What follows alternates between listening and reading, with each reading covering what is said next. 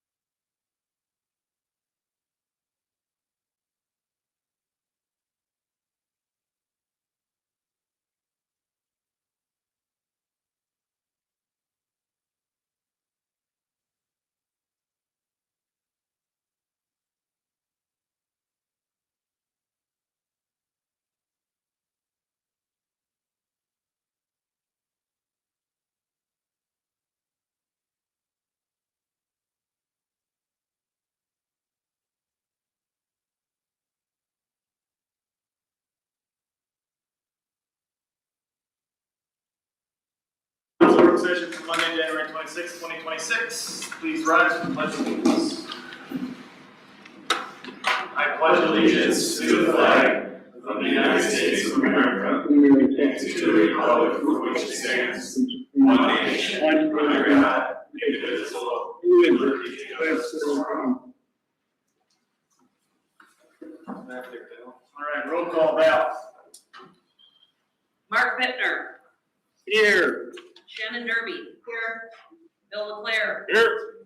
Doug Brandt. Here. Tim Petrie. Here. Bonnie Shimilunas. Here. Noel Scott. Adam Husky. Here. Darla LeClaire. Here. All right, on to number 4, consideration of any council member requesting to participate in this meeting via remote location. Sounds like we got Mark on the phone, looking for a motion to accept Mark into our meeting. I'll make the motion. Thank you, Shannon, seconded by. I'll second. Thank you, Bill. Any council discussion? Seeing none, roll call vote, Val. Shannon Derby. Aye. Bill LeClaire. Aye. Doug Brandt. Aye. Tim Petrie. Aye. Bonnie Shimilunas. Aye. Adam Husky. Aye. Darla LeClaire. Aye. All right, welcome to the meeting, Mark. Any input? Thank you.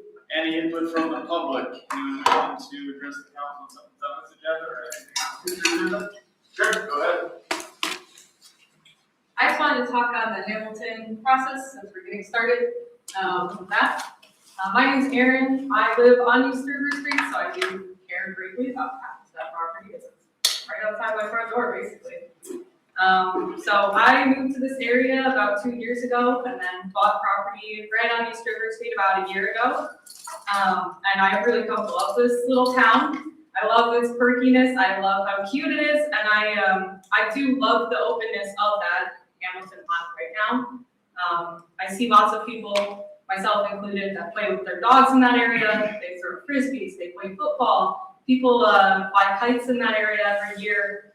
In the summer, I've seen people practicing their golf swings out there. You know, there's a lot that comes with that area, with how pretty and beautiful it is. But I do agree that it could be used more efficiently and effectively for the community. I would love to see it used in a way that does emphasize the river and the beauty of that area over just what would be most money effective. I think it should be developed more as a community area without destroying or removing any river access for the rest of us. My biggest concern with that area is privatizing any kind of river access. I just think it would be really negative to the community and to this area. My ideal version of the Hamilton property would include like a dog park, nature area, lots of native plants, trees, flowers, that sort of thing, and then a public dock. I think all of those would do great things for increasing community engagement and increasing the use of that area itself. And I just really want to emphasize that the river is, it's for all of us that live here to use and enjoy, not just for people to own. So I also just want to say that nature areas are amazing for mental and physical health. Planted trees help improve air quality, reduce pollution, and would protect the riverfront. Native flowers would help wildlife, support pollinators, and a public dock would encourage boaters and fishers to visit downtown to grab a bite to eat, explore local shops, and improve the local economy. Dog parks provide a space for pet owners to let their dogs run free and encourage dog owners to meet each other, to build connections, and develop relationships with your neighbors. Also would help dogs to, meet and socialize with other dogs, which prevents dog incidents just in general. I think an area that would bring the community members together and protect the river would be really ideal for that space. And investing in green spaces is kind of an investment in the community's future. It might not financially be, the best play to not build apartments right on the river, but it is an investment in this community's future and an investment in people that live here now. So yeah, I would ask that those things be considered when there are any decisions that are made about that property. I'm not saying that nothing could be built on it. There is a lot of space where building can happen. I just think, green spaces and public riverfront access are really important to consider when we make any decisions about that area. Thank you. Anyone else input from the public? Seeing none, we will move on to number 6, discussion items. Under A, we have a review of the 2026 Community Shared Vision Process for Downtown and Former Hamilton Site Redevelopment. Kyle. All right, so we have 2 presentations we're going to go through tonight. Should probably take an hour, depending on questions and how involved you guys want to get. And then we'll do a quick 5-minute legal update at the end on some pending legislation. Hamilton property, one of the most consequential redevelopment projects that will eventually happen in Two Rivers. Given its history, how large it is, and the long-term potential impact, we're involved in it. The city is at the table for whatever happens next. What happens here will shape downtown and nearby neighborhoods for the next century, maybe longer. Issues like traffic patterns, new housing units, economic development, and the overall character of our community are at the heart of this discussion. So what gets built here will impact thousands of people, one way or another, directly or indirectly. So we very much have a seat at the table in what happens next. This property has been talked about for many years, and everybody seems to have an opinion of what to do with this property, but there's no shared community vision. And as the new city manager, not having a shared vision for what happens here kind of struck me pretty quick as something we should spend time on and something worth spending some time and maybe some money to create. We don't have a shared community vision, we do need one. There's never been a visioning process completed and no formal plan put together for what the community wants to see come next. I've heard dozens of ideas from dozens of people, and it's really great that people care. Passion about what happens to this property is a good thing, and we want to lean into that passion by asking residents what will fit here, what future development will protect nearby neighborhoods, and what kind of development will truly add value, not just value for outside investors, developers, but value for existing residents. We need to go through a community visioning process, a chance to take resident input, long-term planning, and redevelopment ideas and put them all together into some kind of formal shared vision, something we can point to on a piece of paper, something that we can get behind. Whatever comes next, it needs to reflect our community values, the history of Two Rivers, and our unique identity. I think it would be a tragedy if this was turned into pavement for large parking lots or a gas station or storage units. That's why we have to be involved. This property is too important for the future of Two Rivers not to be involved. So we've put together a roadmap of how the community visioning process could unfold moving forward. And tonight is just a preview of that and an opportunity for you to shape the process moving forward. Before jumping into that, a quick recap of recent actions and where we stand now. So since August, we've been having regular ongoing meetings with the DNR and Thermo Fisher. Those have been productive and friendly, with all parties focused on the same end result and broad agreement for Thermo Fisher selling it to the city for future redevelopment effort, without any talk whatsoever about eminent domain. So this is moving forward as a partnership with the property owner. For a few years, things have been paused on the environmental compliance front, but are now moving in the right direction. As we all know, the property has potential soil contamination issues, but based on all available data, nothing here seems that terrible. Last month, a big step forward occurred.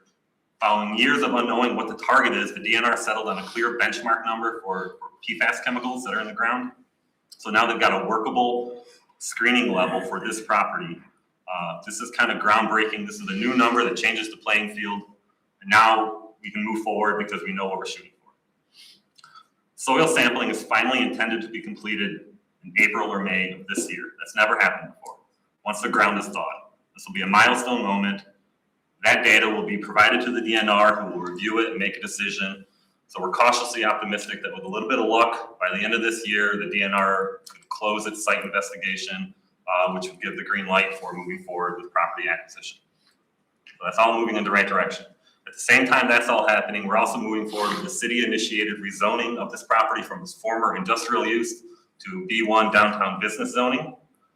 Thermo Fisher has noted that a city-initiated rezoning of this property is a good thing that aligns nicely with their environmental insurance considerations. So we intend to advance the rezoning process through the Plan Commission and the City Council in February. So that leads us up to this point. I'm getting there. So as I transition this over to Jeff, if we could go to the next slide, I think this quote on the next slide sums up what we're about to go through very nicely. Not the dog.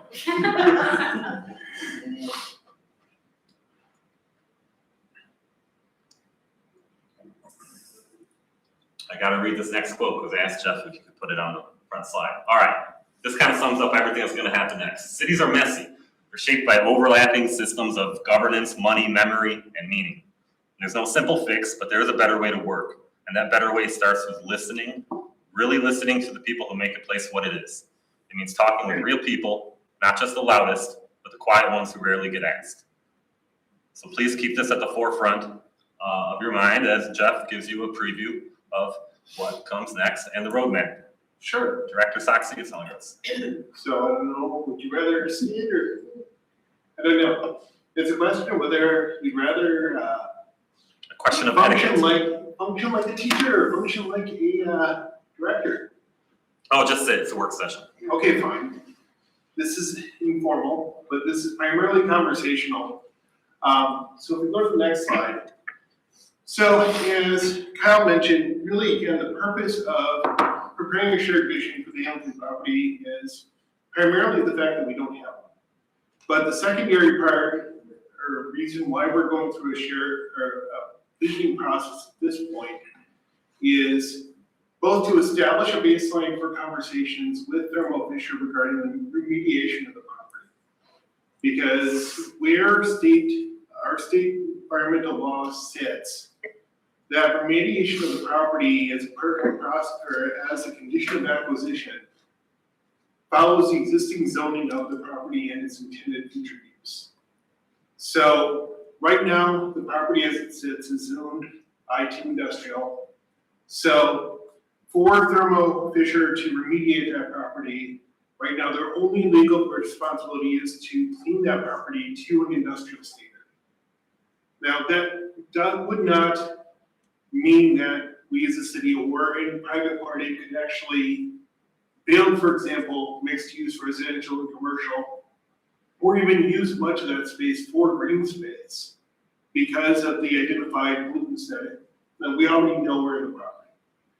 So coming up with a shared vision, and really the goal of this shared vision, first and foremost, is to place the property in as good of a condition as possible for when the city acquires it or some future private developer acquires it.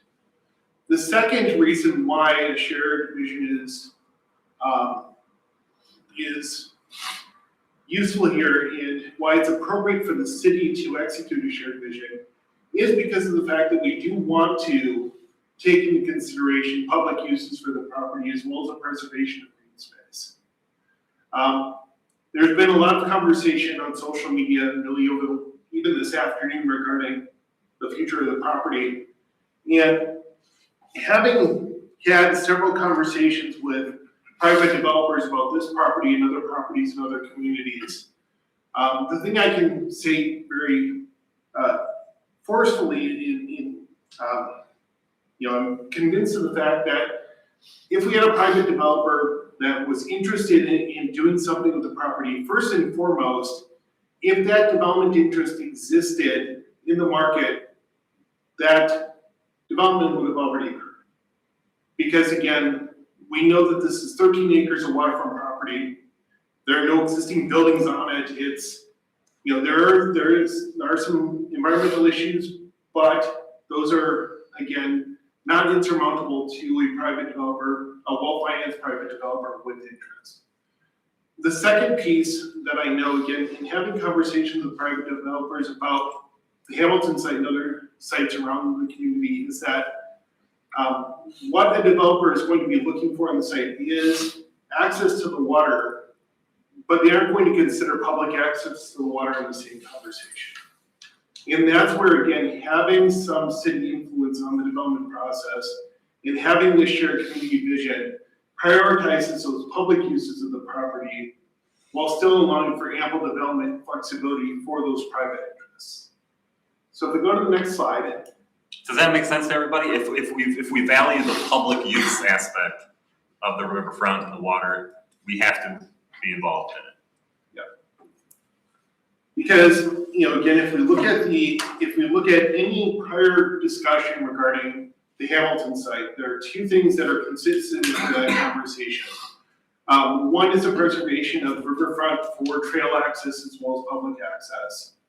And the second thing that has been discussed pretty consistently in prior master planning on the Hamilton property is the installation of some kind of transient dockage. So we know that there aren't enough boat slips on the river right now for the demand, especially if there is more residential built on that site. So we know that some connection to the water is appropriate, and we also know that there's also access to public funds that the city can use to actually enable that type of development. So what I propose here is really a fairly aggressive process. We're planning on going through a master vision process in about 4 months. A lot of that is really driven around the urgency of the property and conversations, the state conversations that we've had with Thermo Fisher. This doesn't necessarily mean that this is a fixed timeline in terms of when we do things, but it really describes the process of what we're going to do. So the methodology that we're going to be using here is really more of a funneling methodology that you see in community engagement, especially around master planning, where we start with a community, really a broad community vision and a dialogue about everything that could possibly happen on the site. So this is the ideation and prioritization step. It's the first step of the process, where we have to consider everything that can happen, with the only constraint being that 13 acres that we have across the street. Then we'll move into this question of siting infrastructure, which is basically, again, where does everything go and how can the built infrastructure that the city will have to provide facilitate or hinder that? And then we'll go into conversations around design standards and public uses, because one of the other things that we can influence as a city as well as council is perhaps not everything that goes on a property, but we can certainly have influence on what it looks like. So that includes consideration, for example, of a zero setback standard for street level mixed use. It also, may include, again, some built public uses. I know that, again, not that we necessarily need another one, but there have been conversations in the past about some kind of music performance space on that property. Those are things, again, which we can consider, but again, it's part of the public dialogue. And then the fourth phase, and I think this is probably one of the more interesting phases, which is oftentimes overlooked in planning, which is we will consider the implications on adjacent neighborhoods. Because we know that, again, when development occurs in one property, it's going to increase attention on adjacent properties just because of the work that's being done. So when a developer comes into the community and builds something new, it usually attracts the interests of other developers that have similar interests. Because what it signals to the market is that this market is, if this market can sustain the Starbucks, for example, it sure as heck can sustain Taco Bell. And that's basically what's happened with those two developments on Washington Street. And then the other piece of this is going to be a very robust community voting process. So what we're going to basically do within those five steps is go from, again, collecting everybody's ideas about anything that could happen there and distilling those into 3 to 5 really good master plan concepts that, again, we're going to open to broad public voting and see, again, what the community through consensus decides is a shared vision for moving forward. Again, the intent of all this is to get a full final report with conceptual drawings, cost estimates, everything that council would like to have for its consideration and protection, ideally by the middle of June. So again, it's going to be a relatively quick process, but as you'll see as we start talking about kind of what we're doing and where we're doing it, you'll get a better sense of how it all fits together. And it might slip till July or August because everything ends up taking longer than we think. Yep. But even if it's done by the end of summer, that'd still be pretty aggressive. Yep. Did we, for the adjacent neighborhoods, Yeah. community voting, Yeah. what was it, about 3-4 years ago, we did the marketing and rebranding? Yeah. We went through a lot of different things for people to do. Mhm. There was a lot of participation. Yep. And could we do something like that, but on a smaller scale? Because it worked really, really nice. Yeah, I'll talk in, we'll get to kind of what I plan to do for surveying and engagement. But we're gonna be sending out 3 different surveys through this process. They'll be going out monthly with utility bills in March, April, and May. And the other thing that we'll be doing throughout this process is we will also be using one we'll be doing, using a real-time polling instrument, so people at these sessions will be able to respond in real time to things that are presented. But we're also going to, again,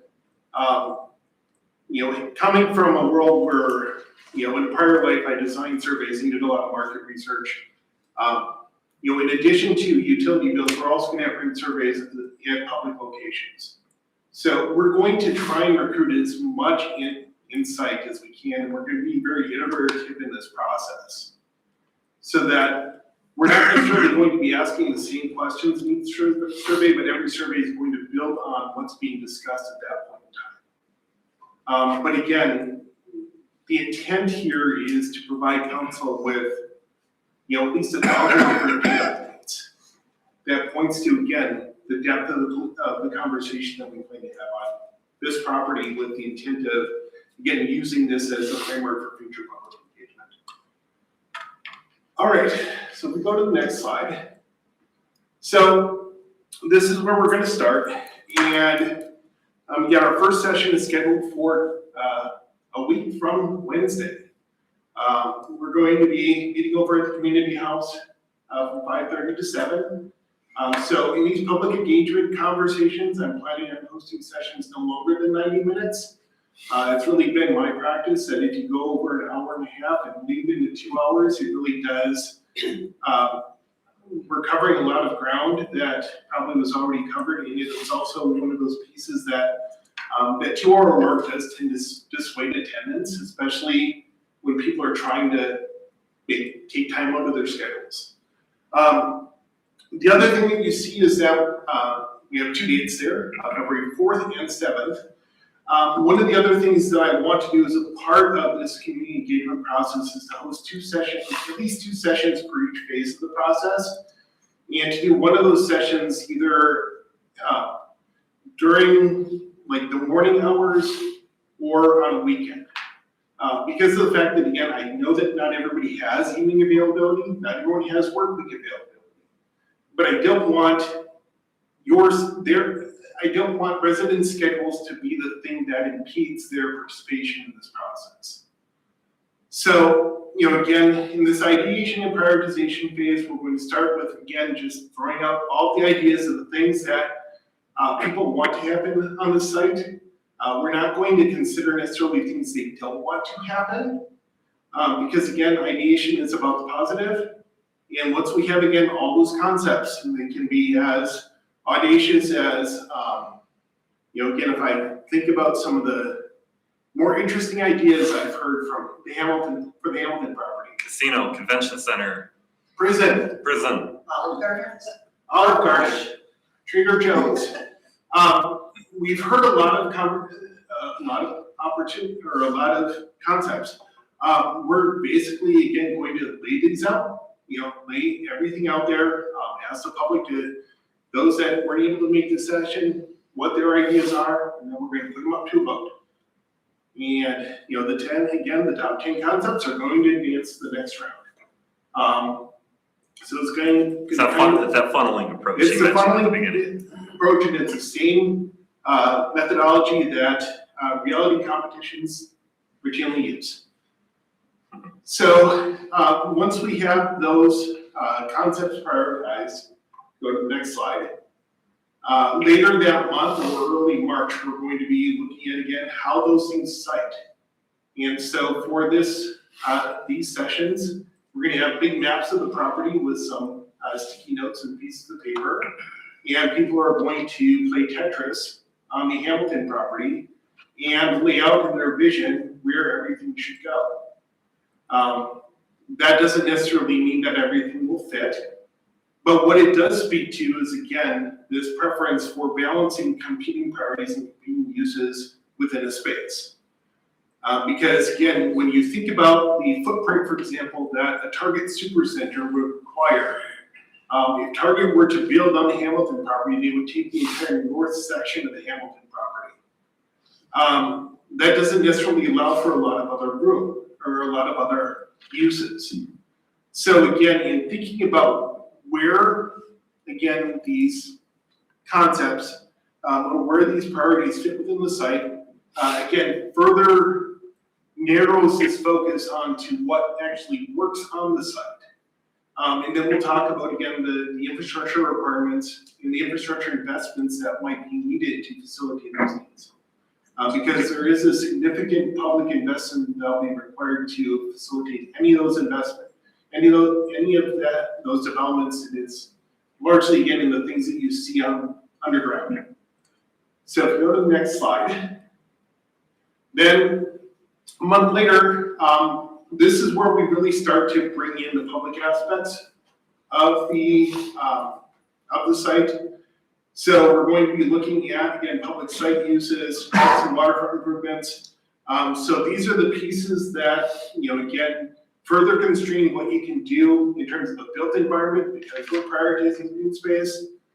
The other thing that we will do within this conversation is balance what people want to see here compared to other recent park investments, because I know that we've invested pretty significantly in our park system in recent years.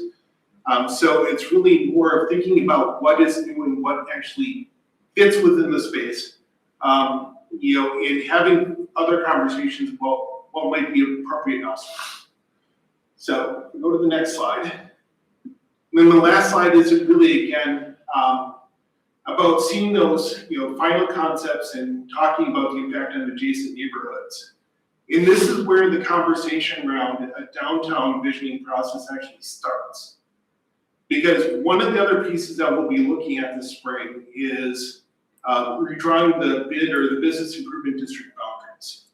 So the BID map has not been touched since it was created 30 years ago. And that really defines the conditioning character of our downtown. So while the Hamilton process will only consider the 14 acres across the street, there are other properties downtown that where some of these other ideas that may not be appropriate for the Hamilton site may fit. And so we thought it was appropriate to have two different but parallel conversations on both pieces. Again, because of the fact that in giving more and better information to council puts you in a better position to evaluate these opportunities as they're presented. So if we go to the next slide, so this is where, again, we're going to consolidate both conversations. So we're going to be hosting a couple of broader conversations where we're going to be bringing members of the BIDC, CDA, the Planning Commission, the Rec Advisory Board, all the various city and council committees together that have interest here, along with the TRBA and Main Street boards, to have a conversation again about, if we have these two spaces where development can occur, how does it all fit together? And again, from a city's perspective, where do we want this to go? Because again, once we have a shared vision in place, we're really going to, lean on our Main Street and our business associations and a lot of our other community groups to champion this. Because this isn't necessarily my vision as the Community and Economic Development Director. It is the small C city's vision of what they want to see here. So if we go to the next slide. So again, we'll share your final report. And we're going to be working with a couple of different resources in order to provide more visual elements to the final report. So giving you a look and feel about what this might look like. We'll talk about that in the next coming slides. We'll go to the next slide. So this is Again, the process for how we're going to do voting, so we're going to do 3 surveys. They're all going to be distributed in the utility bills in March, April, and May. So this gives us the opportunity and the distance both between when we host our listening sessions and regular council business for you to provide input into the survey instruments themselves. So again, I want the council to bless each of the surveys before they go out because, again, I want this to be both information that is useful to you, but also information that fits within your priorities and manner of practice. And then, like I said, we're also going to use another tool that's typically used in community engagement. It's called Poll Everywhere. So we can create live polls where people can just pull out their phone and vote on concept A or B or C. The nice thing about Poll Everywhere is that it gives you the option to extend polling for up to 3 days after a session. So this way we can blend that live polling in the spur of the moment with more reasoned reflection and consideration after the event for those that maybe weren't able to make it but can still view materials and recordings to get a sense again of how do you want to put your input in. And if you've never done that before, the live polling, it works best if you're in a room with a bunch of people like this, or there are 100 people in a conference room or a breakout session where they put something on screen and everybody votes in the room at the same time, so you can actively see all those people in the room contributing live. Yeah, Cool. it's a really interesting way of, again, seeing how consensus builds within a conversation. So if we go to the next slide. So the other thing that I want to do intentionally in this conversation is to engage some external facilitation. While this is a process that I could easily do myself, it's something that I have a lot of experience in doing. I wanted to provide some external insights because again, I don't want this necessarily to be a process that is solely city directed. So Kyle and I have a conversation or a meeting next Tuesday to meet with a group, Dimension 4, which is an architecture and planning firm out of Green Bay. It's notable because the principal in that firm, Dan Markey, was actually one of the architects on the community house renovation back in '96. So he knows the community really well. He knows the history of the Hamilton property. But Dan and one of his colleagues also co-teach a 4-semester community design studio for planning students at UWGB. So what we'll be able to then leverage in working with them is getting access to 2 students in the spring and then continued student support throughout this process, where those students are going to be, again, assisting with community engagement. They'll do some additional meetings, but they'll also be the ones that are going to be designing, laying out maps and visualizing concepts. So we'll get some, give those students a nice project to work on, but also get some free graphic design work in that. So if we go to the next slide, I think, yep. So the last piece that we're going to be doing, again, we're going to be reaching out to a bunch of groups. As you'll see, as we start to map out some of these community meetings that we're going to be moving meetings around, we're going to be doing meetings at the Historical Society, we'll be doing meetings at the Woodtype Museum. We're going to be moving these meetings around because, again, I want to make sure that they're in spaces that have a connection to what we're talking about, but also places where people feel comfortable and, willing to share their opinions. So that's the process. I know I've, rambled a lot, so what other questions can I answer? And at this point, we haven't really been focused on the end result. We've been focused on how do we get there. Yeah. The process is what matters right now. I've been asked 100 times, what do I want to see there? And I keep telling people, I don't care what gets built there. I care about the process of how we decide what gets built there. That's the thing that matters more. So tonight is the process. Okay, well, we would have to work with the developer then, correct? Because we're not in the real estate business and Right. Who's gonna fund that? And I know what you're saying we'll work with whoever does that. But the thing is that, like you said, we haven't gotten any interest. Well, we have, and then things kind of fall apart. Yeah. So how are we going to attract developers to come into our city? So my intent, at least for this once we have this master plan or this community vision in place, this is going to serve as a basis for a request for qualifications that we'll send out to the development community. Of simply saying, we've got this property, here's the condition of the property, here's the prospective public uses for the property. Send us your qualifications and statement of interest of assisting in this project. Because I would rather be more proactive in actually sharing this opportunity with developers and having them stumble upon it themselves. Because it seems like, I'm sorry, go ahead. No, go ahead. It seems like we have a core group of developers. And which needs to really be expanded. And I think this is a really good idea, because when you start going out to those developers, it's always nice to have a starting point with some ideas. And I love it. This is what we're looking for. And then they can go ahead and put it into a design. But we're really gonna have to be very, not aggressive, but assertive towards, public space along the river. And I'll tell you, some developers, they're gonna be very accommodating. And just in perspective with the Taco Bell, it was gonna be a lot closer to the front. It's because they were going to have 2 lanes in the back. There was the ordering one and the escape one. And so we said, hey, we would really like it to be back farther. So they took out that 1 lane, and it made a huge difference.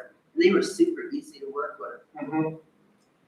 Well, I think that's, one of the other nice pieces about the property, and this is what we'll start next month with the rezoning, is that once we have the property, we have full then jurisdiction as the city to, draw lot lines within this property.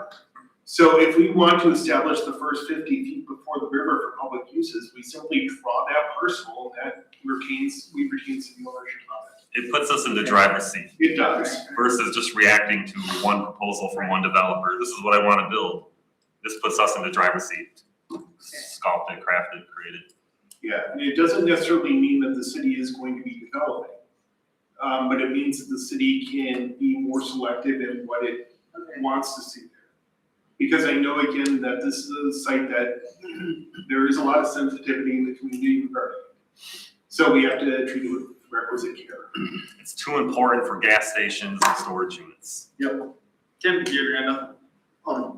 I was gonna say this should help with getting developers, because they'll actually know what the community wants, and they'll have the understanding that the community will be behind what they do. And, we'll be open to letting anybody submit ideas.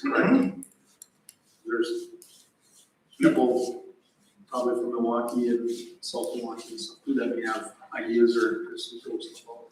Yeah, well, and there are a lot of people that grew up here that, have a lot of ideas about what they want to see here. And asking them may be the hook that brings them back into the community. So, we just want to open a conversation about,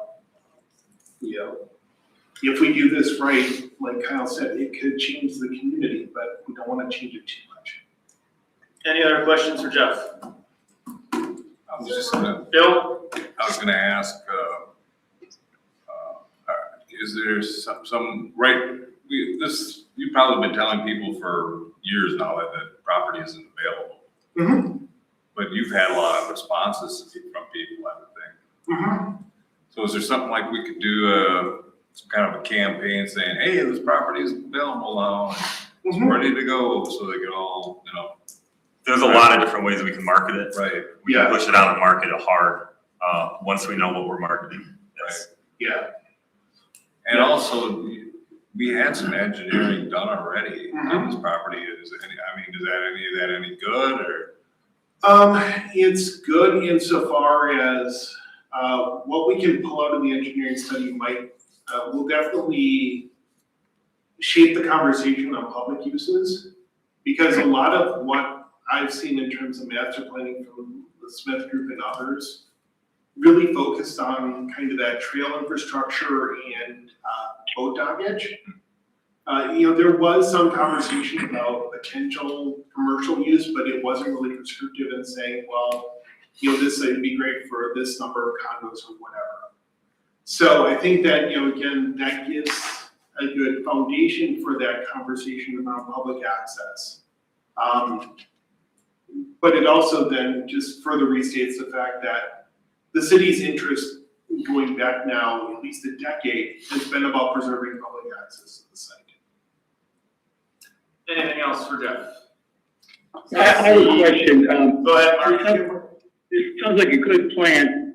Initially, through the process working with Hamilton, there's a dollar figure for the property, and obviously the dollar figure will be reduced for the city down the road as pieces are sold off to these projects that we're talking about. Is there some way we can minimize the upfront cost for the city and use the process of development, selling off pieces, and to other options that come in? Have we thought about that?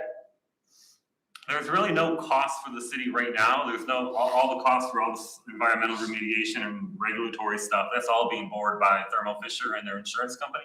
So there's no cost right now. When it comes time for a dollar amount for the acquisition, there's no price for that set right now. That will happen later after the DNR site investigation is completed. We get the green light from the DNR to move forward with property acquisition. At that point, we'll have a market appraisal done. And that'll determine what the price point should be. There'll be room for negotiation at that point, but there's no price point now, and there's really no upfront costs from us right now. No, And my point is, though, at that point, there'll be a dollar figure determined, and that dollar figure will not be the total amount the city's gonna have to pay, because parts of this property will be sold off to development. Is there some way we can delay the cost for the city by seeing how this unfolds and the development falls into place? Yes, we're not in a hurry on anything. no, and this would be, Mark, this is another perfect application for TIF. Because of that, again, because we know that the property won't develop at one time, and it will develop over a number of years. That again, we want to make sure that the city's interests are protected, but again, when we invest is appropriate for when the development's actually happening. So we're gonna isolate that property in its own TIF, so it doesn't affect its taxes from anybody else. So then we won't lose any tax dollars. Any other questions on council for Jeff? So is there high confidence in the purchase agreement going through with Thermo Fisher? We'll let this one slide, but otherwise the public comments are over. They're all hands be eating, that's okay, go ahead, you can finish that one. I thought it was different during work session, my bad. Yeah, no, just to answer this really quick. Confidence is probably higher than it's been. And I think that's probably the easiest thing to say. It's not 100%, but it's certainly higher probability than it was last year. Are we missing anything with the process? Does the council want to see any other public engagement exercises, venues, input methods? We threw a bunch of stuff out there. We're going to engage a bunch of people in a lot of different ways, pull it all together into a vision. Are we missing it? I think we're doing a good job with going, trying different times and different ways and different methods of getting community involvement, which is a nice change, especially for something that's going to be this big and impactful for our city. Okay, if there's anything further you want to see that you didn't think of off the top of your head right now, feel free to reach out to Jeff, Kyle, both of them. CC, one of them or both of them. Otherwise, we'll have it done in June, July, August-ish. Plan on to be review of 2026 Community Beautification Initiative for more attractive neighborhoods. I saw Chief Minor come up to the table. I'm assuming he's going to tackle this one. Thank you, Adam. One of our city goals for 2026, which was reviewed at the first council meeting of the year, which we talked about strengthening community pride for being more proactive, code compliance, more proactive and less reactive. which is always a challenge at City Hall because we are the complaint department for so many complaints. But we're trying to be more proactive and less reactive. So the actual goal, before I give it over to the chief, we talked about was to place greater emphasis on property maintenance and code compliance efforts, addressing small issues before they grow into larger community problems. By working collaboratively with residents, officers will promote cleaner, safer, and more attractive neighborhoods. This proactive strategy will reinforce community standards, enhance quality of life, and build public trust through visible results. This is one of our adopted 2026 goals. It's in the front of the budget if anybody ever wants to see where our goals are. Chief Minner.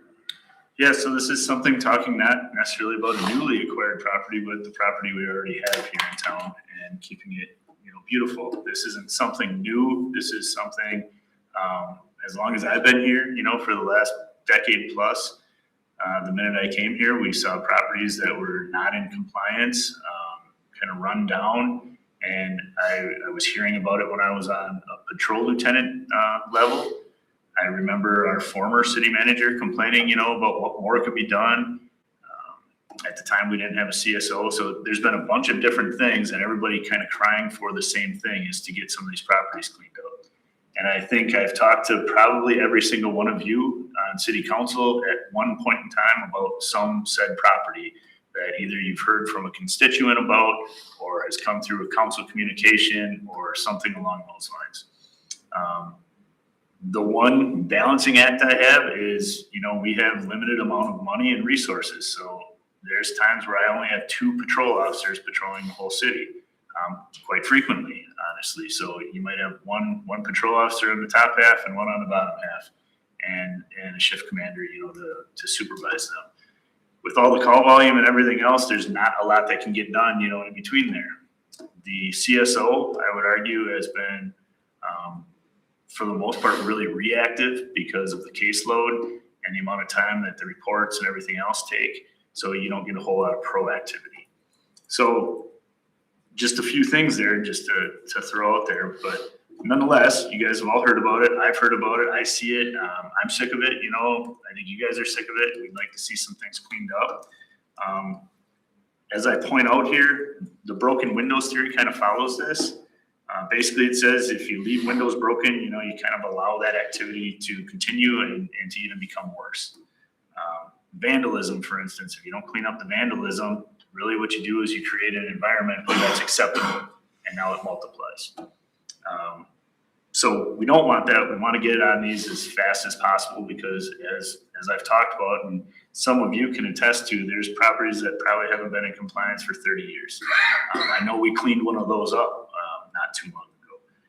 So with that being said, ultimately though, Two Rivers Code Enforcement, we seek voluntary compliance. This isn't something where we're looking at monetary gain. We're not looking at, setting a quota of some sort. What we're doing is we're looking for voluntary compliance to get the property up to code. Next slide. So aside from broken windows theory, some other things, ensuring health and safety, I think, is important to all of us. I can think of a couple examples where we've had issues with some hotels and motels in the city, for instance, where we haven't had health code or sanitary issues up to code that we've taken care of.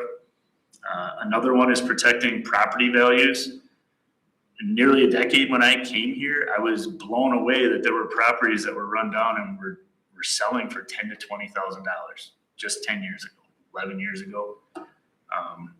So again, those have improved quite drastically, as well as the housing market. Preventing neighborhood blight is one of those that seems to be the biggest, and I'll show some statistics later, but the unkept yards. So we have yards where if it's growing outside of 8 inches long, you're forced to cut those properties, or we have to spend the man hours to do so and then put it back on taxes with a fine. Trash accumulation seems to be a big one. And we can argue the reason back and forth on how we do our garbage collection. But here in Two Rivers, we choose to do the method of trash stickers. The one downside from that is that when people are already not complying and not wanting to pay for garbage stickers, then they're not going to get rid of that garbage, so it's going to compile. So we got to think of different ways. And in this way, we have to force compliance. Graffiti is one that we basically suck up. We try to address I know you guys have been aware of several instances where we have caught, juveniles committing the graffiti issues. But we also, that's kind of on our dime to get that cleaned up for the most part. And we do so very quickly. So the minute we see something, we work with DPW to get that cleaned up. And then some of the other things that are quality of life or noise, illegal dumping, unpermitted activities, those things can vary. Next slide. So I know a few of you, including Bonnie, Adam, Darla, I'm sure there's others that were here for a while back when I kind of went over what we have done in the past as far as a timeline. When we were hearing like, why aren't we doing anything? Well, this is going back, and I did the research back then, and nearly 20 years ago now was kind of the need or the creation for that public nuisance ordinance where that arose and was put into place. Nothing really done from that point on. But then within the last 15 years, there were several amendments to try to clarify and correct the ordinance so that it could be enforced. Somewhere in that timeline also, the chronic nuisance ordinance was defined and developed, and that was more around the drug use issues or the drug houses. Nearly 10 years ago, the first chronic nuisance was actually prosecuted, and that was Jack Bruce from Weston and Dunn that actually prosecuted the first one where we cleaned up a property. Since then, we've only cleaned up one other one rather recently. 5 years ago, we worked on the grass and the snow ordinances to make it better so that DPW could go and address those, and then we wouldn't have repeat violations with the people causing those violations. We had a procedure for enforcing and prosecuting chronic nuisances that was adopted. So we worked with our city attorney, we worked with Weston and Dunn, we worked with Elizabeth at the time, the economic development person, and we created a flow chart basically to show how this would take place, and I'll show that to you in a second. We increased fines and put the city expenses now on the violating property. So that hadn't been done before. We were just soaking up all this money. Chronic nuisance citation went up to 6,000 and associated expenses, which I think even our new city manager was surprised to hear.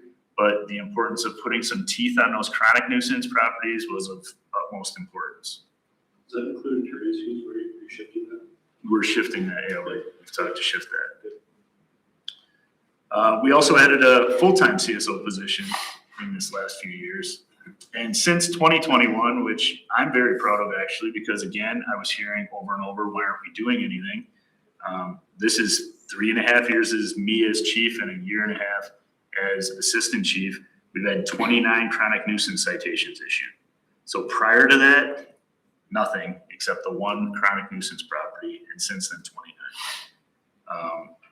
4 of those were actually the prior kind of fine amount, which was basically a long form statement, basically that they were in violation, and then the judge just kind of randomly set some sort of fee. So there wasn't any teeth in it whatsoever. And therefore, that's why we looked at raising some teeth to that citation to get some compliance. Next slide. Chief Minor, when I have brought this up on Monday, what I am looking for is what is the impediment to getting it fixed? I don't mean the ordinance or something like that. Why would it take 3 years or so to get people to comply with the ordinance? And even if they do comply. I think you get that answer. If you just want to hold on to that question, and then if you still have that question, we can talk about it, okay? What? I said, if you can just wait a little bit, I think you might get that information. So in speaking to this, because again, it was brought up that, a $6,000 ticket is, that's a hefty amount. It's got some teeth. Well, this is what it takes in order to get a chronic nuisance ticket. So first you have to have 3 enforcement actions in a 12-month period. So typically you're gonna have, I go out to a property as a patrol officer because I got called or I see it, whatever. I get out there, the first thing I'm gonna do is ask them to clean it up. And they don't clean it up. They're getting a warning, they're getting a citation, they're getting something. They would have to do that now 3 times in a 12-month period where they simply do not want to comply whatsoever. So if that happens 3 times in a 12-month period, At that point, they can be deemed a public nuisance.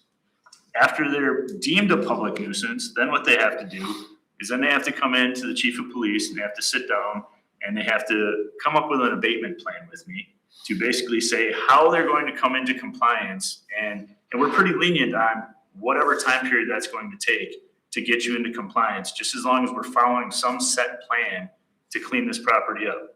Because again, as I mentioned before, we're looking for voluntary compliance. We're not looking for a money gain. We're not looking for a quota. So that being said, if they do that, we're done. You know, the property is in compliance, we're good.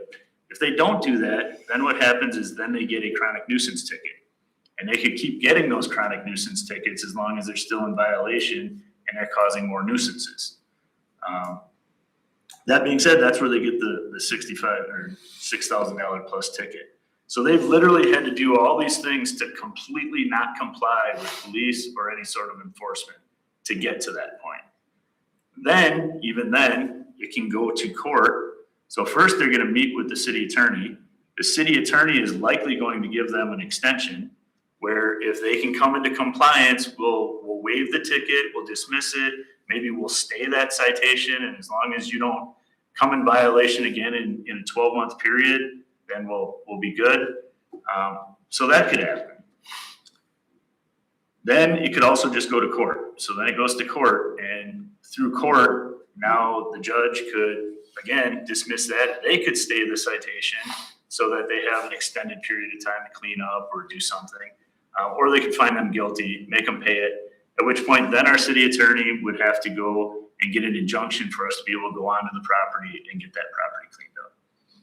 So a very extensive, long period of time that it could take to get a property cleaned up, but also a long, extensive period of time that you have to just completely not want to comply with the ordinance to get to that situation you're in. Does that explain some of what you're talking about? What, yeah, I mean, I know about things like that, and I know that sometimes the judge lets them off, things like that, but I guess it is frustrating, and I know that there's like limitations put on people, but, you know, when you have, I guess, I hate saying names or properties, but you had mentioned the house choices. I mean, it's like, it's a permanent problem. Right, so I'll get to that if you hang on. Okay, I will, but then I also want to mention, and this I've heard a couple times, sometimes somebody gets cited for something, like parking their car on a grassy lot. And you know, I know this, I just met somebody just the other day that was telling me this for their property. Cut the grass, they shovel the sidewalks. And it happened to my brother too, cut the grass, shovel the sidewalks all the time, and asked to move one car because he was trying to sell it, is what it was. But right next door, right next to the lot that's always got its grass cut and its sidewalks shoveled is a junk yard. And nothing ever gets done to that as far as we know. Well, and that's one thing that I hear constantly is that nothing's being done, or why isn't this being done? And I'll go back to, again, most of what we're doing, code enforcement thus far, has been reactive because that's what we've been dealt. I do have some ideas on going forward that I'm here to explain to you. Shannon had a question. Yeah, I just have a quick clarification question. When it says 3 enforcement actions in a 12-month period, is that people, 3 different individuals calling in about one property, or like what's the timeline between? It could be any 3 enforcement actions where we're going to respond Yeah, like so if I to call investigate. 3 times in a month or 3 times Yeah, if it was like 3 founded things where you're in violation, we could count that. in just one go, or like 3 different? No, 3 calls? different ones. 3 different Okay. ones. All right, so it doesn't matter if it's like once per quarter or once, whatever, it's No. whatever. Okay, Correct. thank you. And there is some, I mean, obviously some gray area there. You know, if it's a long cutting thing, you know, where you know, you were away, for instance, on vacation, you didn't get your lawn cut. I mean, we take that into account. This is where, but it provides us ample opportunity to go on and enforce those if it's going to be an ongoing thing. And that's the key point, is that we have the 3 actions. I mean, the city didn't make this up, this is statutory. This is, it's what gives us the teeth to take special enforcement actions, to get an injunction, to assess attorney's fees, those kind of things. So that's the intent here. It gets us so when chief notifies them that there's crime nuisance premise, that it activates all the special, you know, powers the city has under the statute. Oh, thank you. You can go to the next slide. So as mentioned, we did have the recent cleanup, most recent in 2023. And this is just an example of what it cost us. So when you're thinking about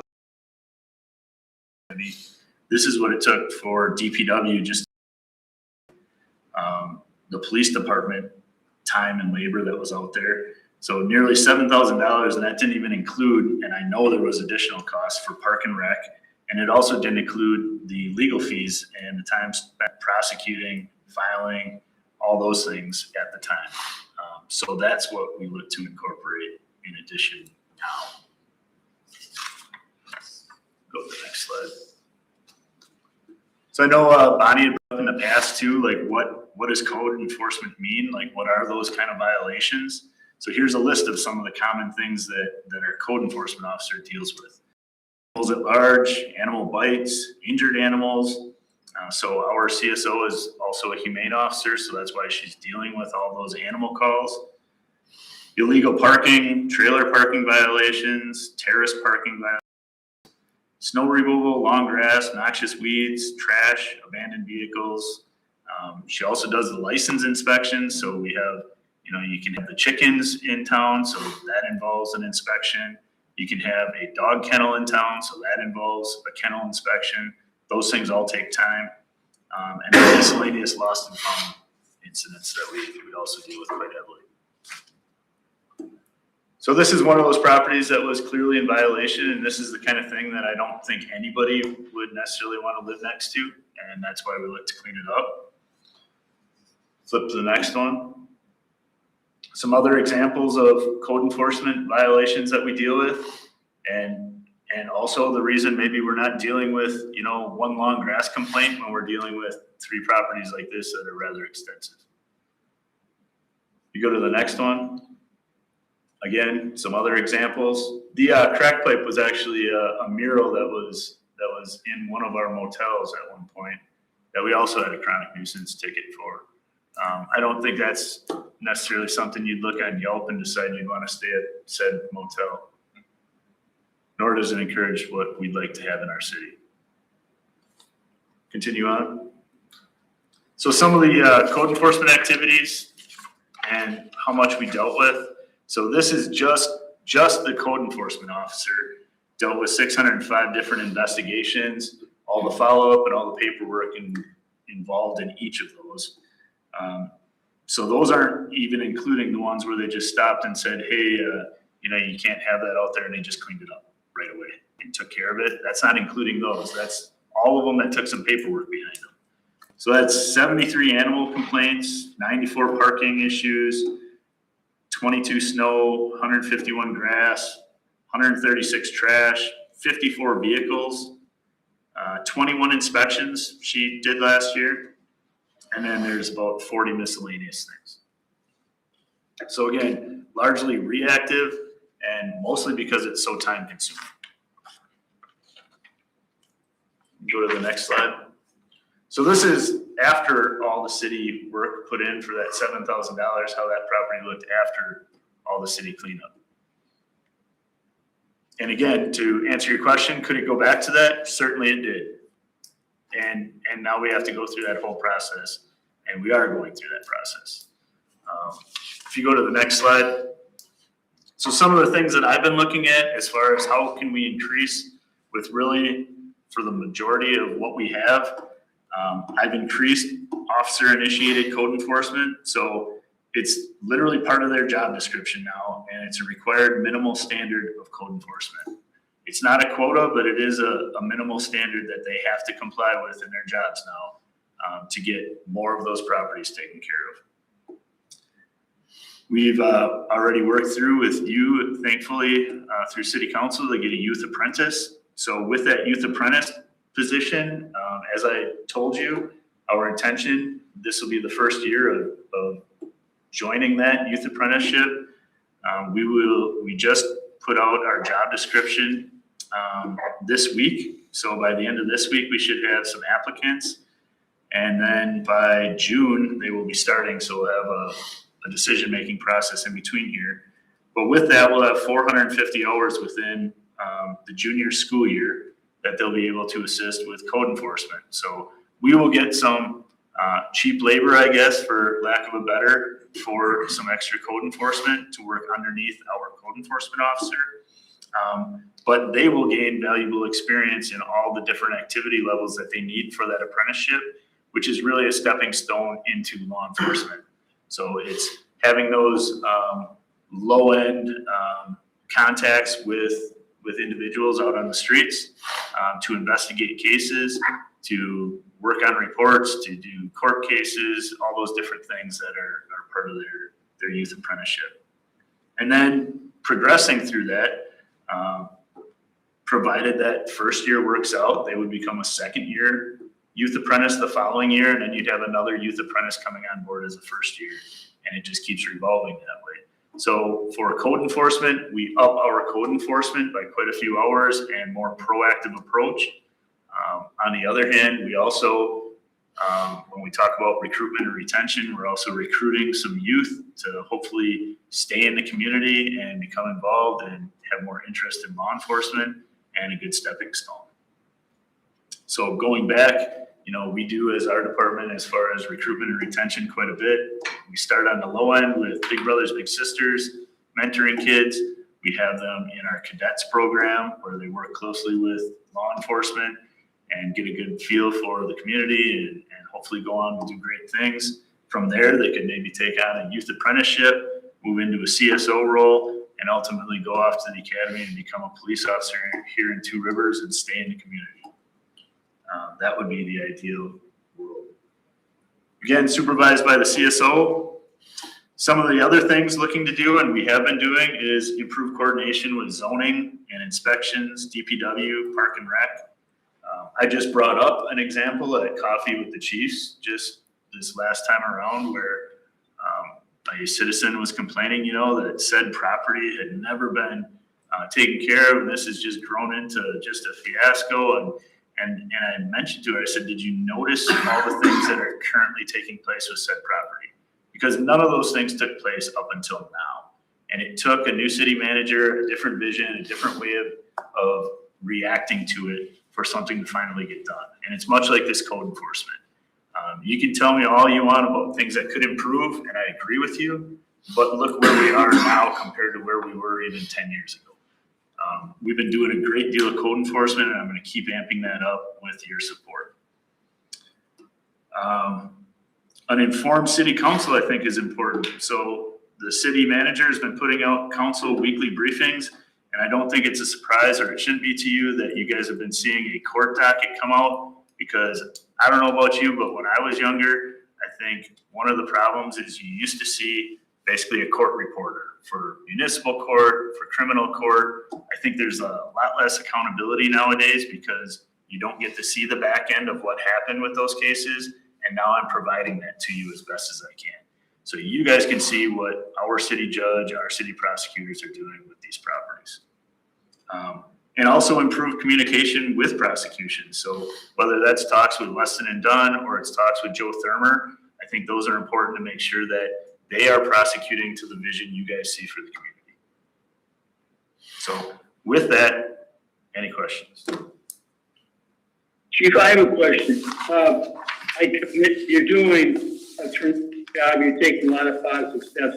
Have you seen anywhere in Wisconsin communities that have taken it really to the grassroots level of the community, where community neighborhoods are involved in trying to encourage beautification of their own communities? And is there anything we could do at the level of the community where we get them involved, trying to improve their own neighborhoods?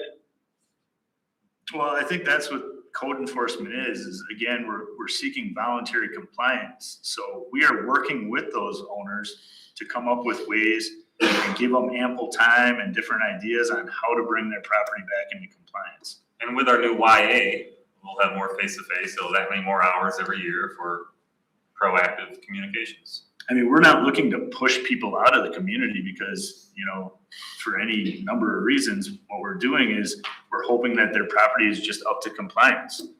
You know, it's not a danger, a safety concern. We don't have rodents and stuff affecting other properties. All those different things that you can think of that we see in council communications, that's what we're looking to prevent. And that's through education, that's through working with them, that's through any number of ideas that we can do. I mean, we've worked with the DNR for noxious weeds at properties in the past, endlessly, because some of those are invasive species that you can luckily get rid of. But yeah, there's all sorts of different ways we do that. Shannon? I have another question. When somebody is, the only way to do it, call in and they just call the non-emergency number, or is there an icon on our webpage that they can just go to? For reporting? For reporting it? Yeah, you can report code violations online because people do, and you see some of those. You can report them to council members that then in turn Yes. contact me and let me know. You can call the non-emergency line and report them. Okay, Most of them get reported through the non-emergency line. I was just curious. Anybody else? Questions for Chief? I also welcome any comments too. I mean, I look for direction from you folks, so. No, I think we do get a lot of complaints. I know I forward quite a few off to you. I wasn't gonna mention it by name. I mean, from frustrated people, and obviously I understand their frustrations as do you, but it's good for everyone out in the community now to see the process and what everything, all the steps we have to take in order to get compliance, and it's not just as simply as slapping a ticket and then sending DPW over there and just cleaning it up. There's a big process before you can get to do that. And, yeah, it takes many steps, as we found out with one property that continues to violate that, even though we've gone there and cleaned it up. For what it's worth, I work with a lot of municipalities. This is not a unique issue. Unfortunately, this is something that every municipality deals with, big and small, so this is just part of government. But from what I've seen, it seems like we're doing a really good job here to keep that under control compared to a lot of some of our other clients. But it is unfortunately just a part of government. There's a lot of this. It's the same old problem, but the thing that's unique in every community maybe is how aggressively you lean forward into it. Yep. This is us leaning forward into it more. Do you want your city to be more proactive and more aggressive on this? And I think the answer is yes. Isn't there a committee from the senior center that goes around, and I don't want to say they're looking for trouble, but they're trying to find areas that are questionable? Yeah, Triad will go through Triad. and they call it their city cleanup. That's one of the things they'll do is they'll go through and they'll pick a quadrant of town and they'll go through and they'll write down a bunch of code enforcement and hand it over to our CSO. Okay, But again, so when I talk about reactive, that's what she'll get is she'll get 2 pages of stuff, you know, out of a quadrant of the city. Okay. And then that's all she'll be spending probably the next month and a half on. Because they're not easy, they take a lot of time. But the city's committed to taking, how would you put it? I know someone that just got a letter saying that do something with their garage, like in 30 days or 60 days. And the year before, they just put a new roof on the house. And last year, they replaced like 30 some windows. And he goes, I'm doing everything I can to just, money's money. And he goes, you see this? And he's pretty upset. Yeah, so some of this crosses lines here, and that's where zoning and the code enforcement are really 2 different things. So there is a zoning code, but then all the other code that we're dealing with.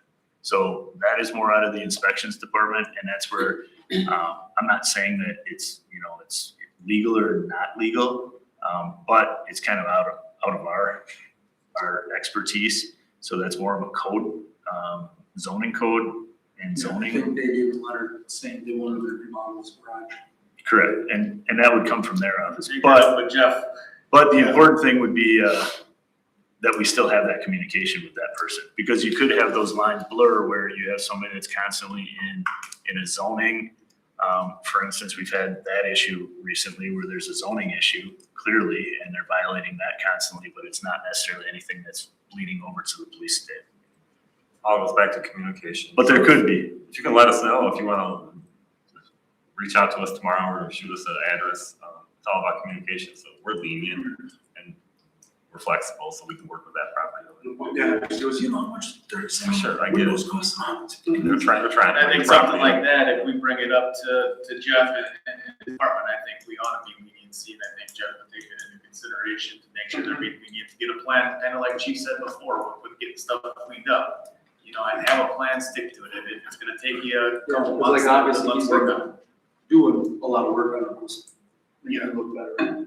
Yeah, so I mean, it's not unlike any other thing. We've had facade grant stuff, too, where you guys, I've been up here and you guys have been lenient with extending, because the real goal is just to beautify the city, and bring it into compliance. So no matter which one of these things we're talking about, I think we can be lenient. There just needs to be forward movement in all these things, and I think we're okay with it.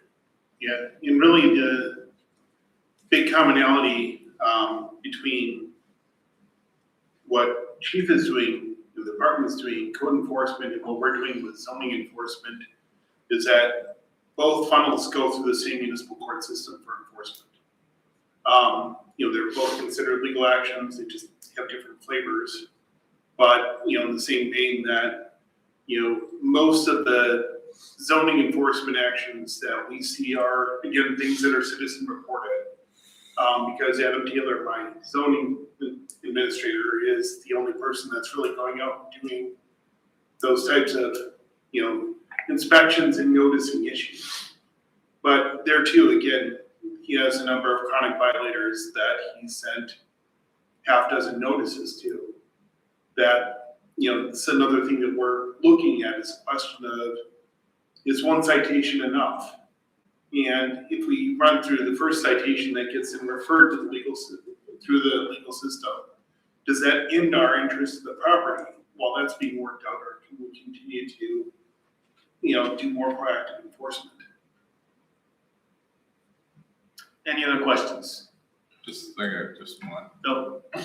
Do you guys still have a big problem with abandoned property, homes, and field, whatever, vacant lots and stuff that aren't being taken care of?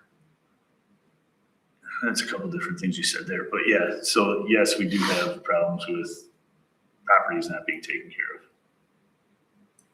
And those take time. So a good example is a lot of these people that might own the property are not anywhere to be found here in the area. So tracking them down and getting a contact can sometimes be brutal. So finding out who's a tenant, who's the owner, things like that are all time consuming. Right, thank you, Chief.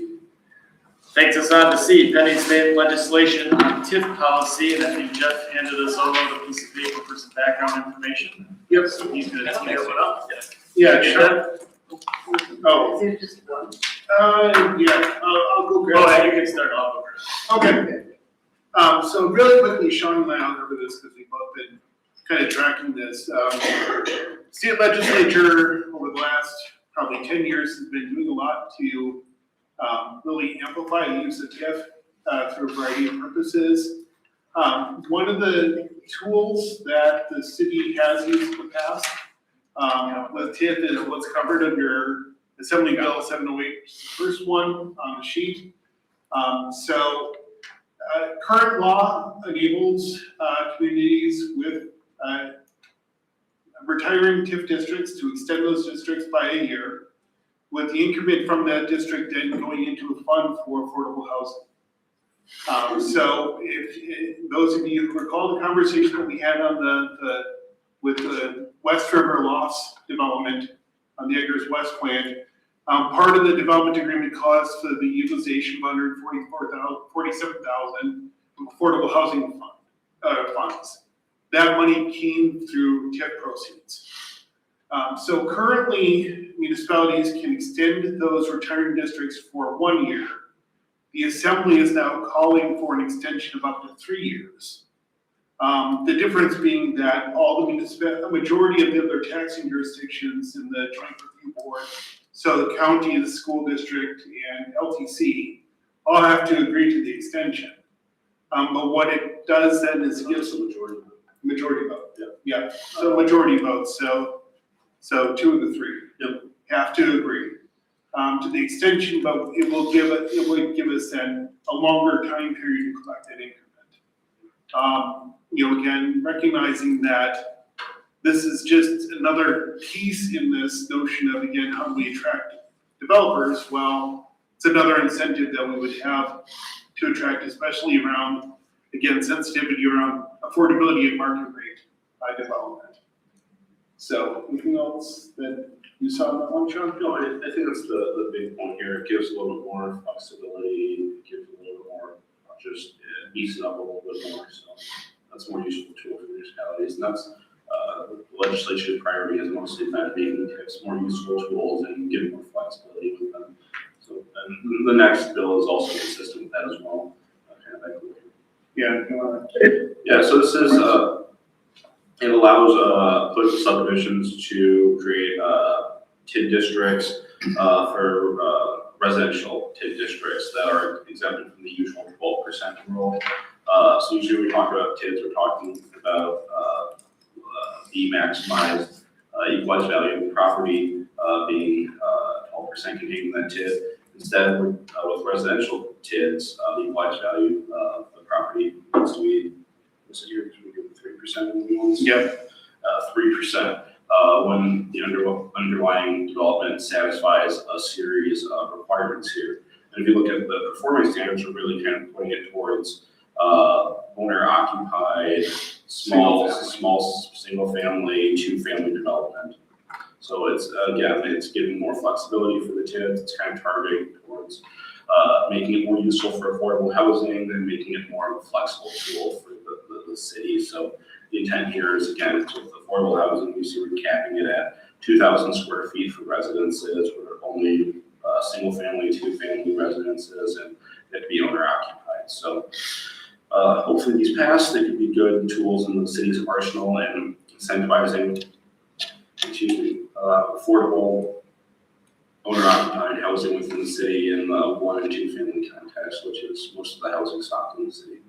Yeah. Mark, you're at a big disadvantage on the phone there. We're all looking at a handout that Jeff put together, but we'll email you this one-page handout that sums up both of these bills. Yeah. I do have a question, Kyle. Adam asked, does that extension to 3 years of a majority vote, does that apply to affordable housing within the boundaries of that area, or is that anywhere within the city? That's anywhere within the city, Mark. Okay. So for example, if we take one of our highest performing districts right now, it'd be the Cobblestone District. Well, unfortunately, that district expires in 2044, so that will be a decision that I don't see many of us in this room actually being party to making. But the increment from that district, once it's retired, could be spent on a subdivision out by the high school, for example. It's really just, again, it has to be spent within the jurisdiction. Doesn't matter where that revenue is being generated from. Okay, thank you. And, again, and just for reference, because I know that we had some internal city staff conversation about the density restrictions that you see within the single family residential TIDs. Most of the lot widths that are specified here, they're very narrow, but they're consistent with existing city lots. So, again, these aren't necessarily the same lot widths and covenants that we would have out at the Highlands. And yes, they're small intentionally because they're focused on building density.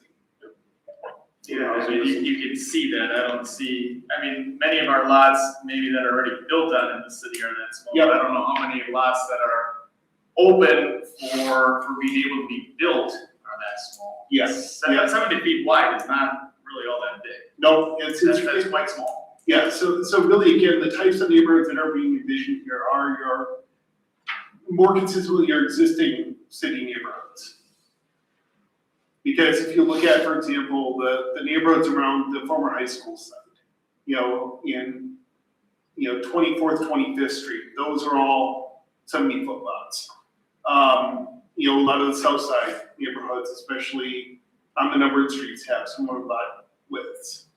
So it's nothing that's incompatible with the city, but probably something that would be more appropriate for infill within the existing neighborhood, not necessarily a new subdivision or a new expansion of the community. There is more and more development, especially you see it in suburbs around Madison, Milwaukee, and other regional centers in the Midwest, where small lot single family is becoming more and more common.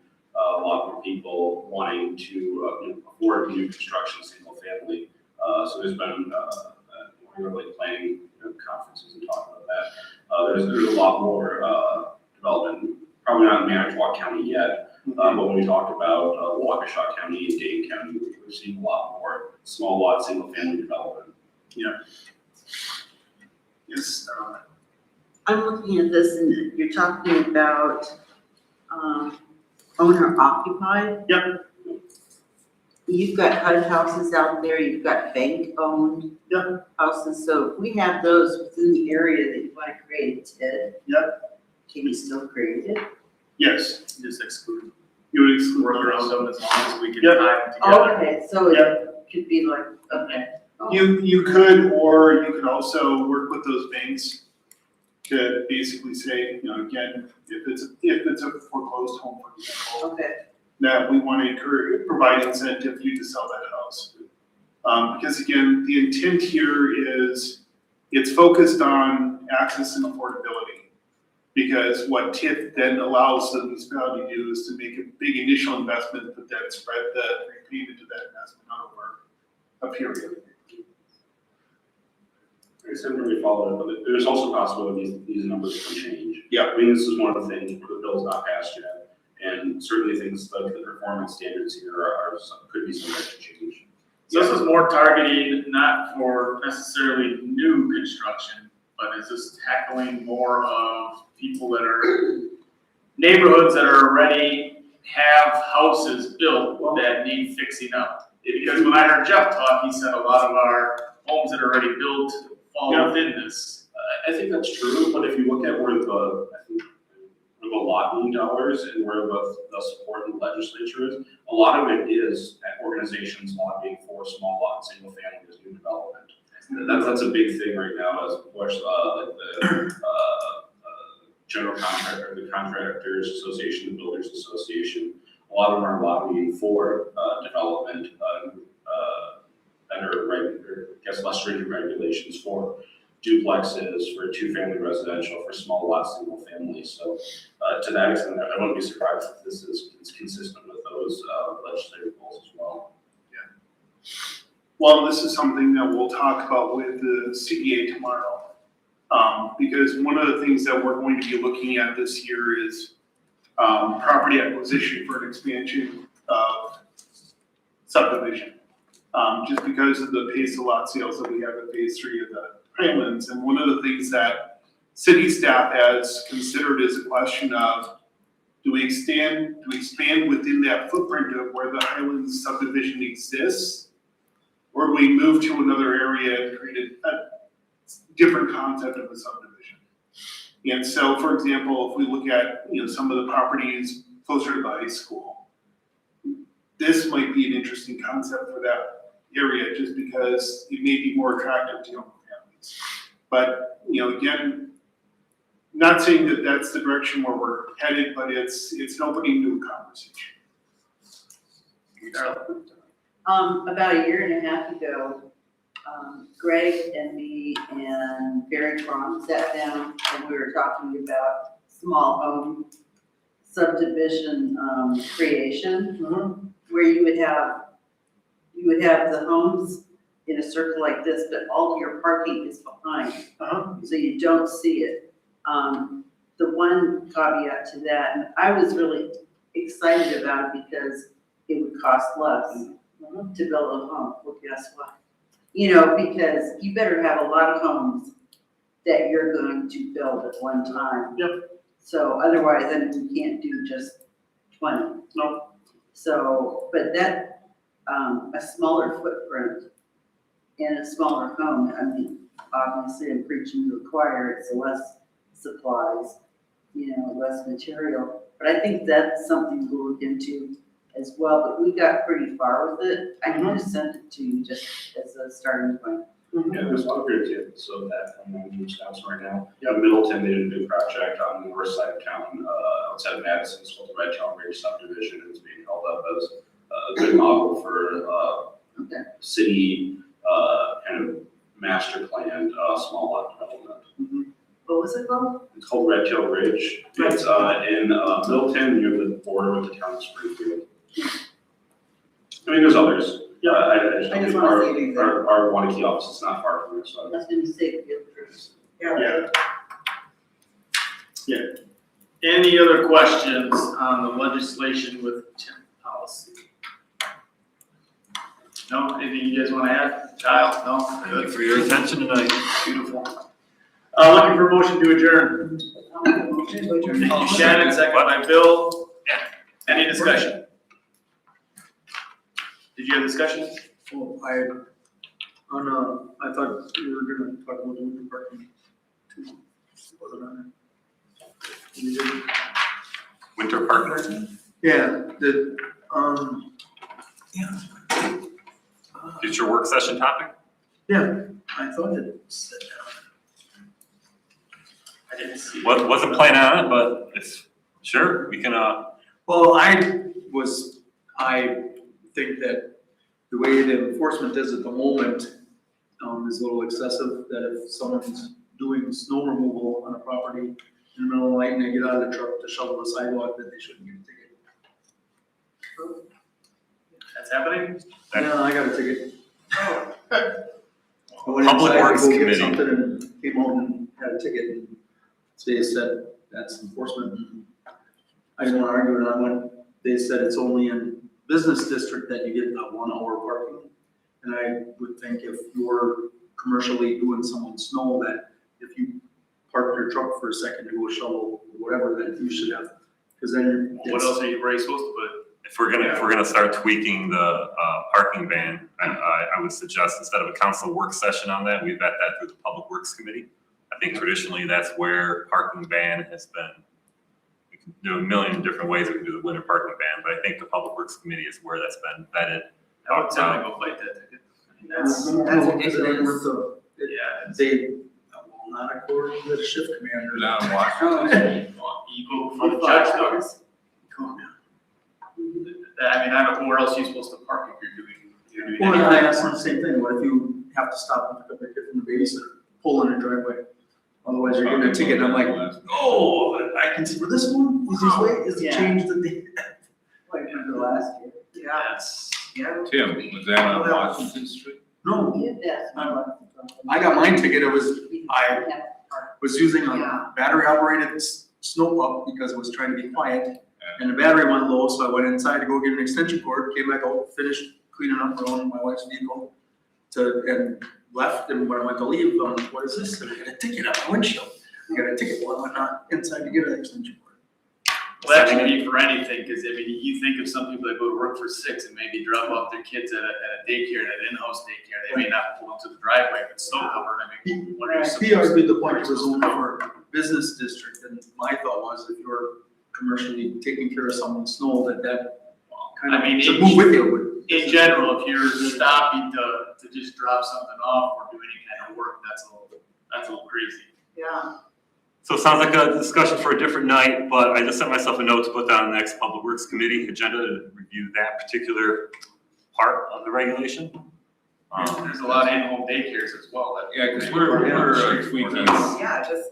We're always tweaking, that's one of the things, we can tweak that all the time. We're having problems with Washington Street, and that lower the slot, Yeah. and it freezes and everybody's tripping over it. Yeah, 10 years we'll be tweaking the snow regulations. So we're talking about doing something with that. Who's going around and looking for these sidewalks and giving the tickets? Who is that? Is it somebody from the PD? Is it somebody else? No, it's the police. It is the police. CSO Collins. Okay. Because it's never been this Well, they tight. report it to Public Works and then Public Works. Right. Yeah. But it just seems, Because they're all over uh, town, so. real cold, you know, and it never was like that before, but everybody ended up doing what they were supposed to. You know, this is kind of gonna make a lot of people, they're gonna be pissed off. So, Okay, we'll vet it through the committee and on to the future work session agenda. Talk Who's our about- chair of Public Works? Bill, or Doug, sorry? Okay. He's got that noted, I'm sure, and make sure that gets on the agenda for February. There should be time for that. I already sent myself a note. Got That's it. the biggest part of the meeting, so. Perfecto, Doug's got it here. We do have a motion and a second. Any further council discussion? Seeing none, all in favor, indicate by saying aye. Aye. Anyone opposed? I dare you. Good to hear on me. We'll email that all to you, Mark.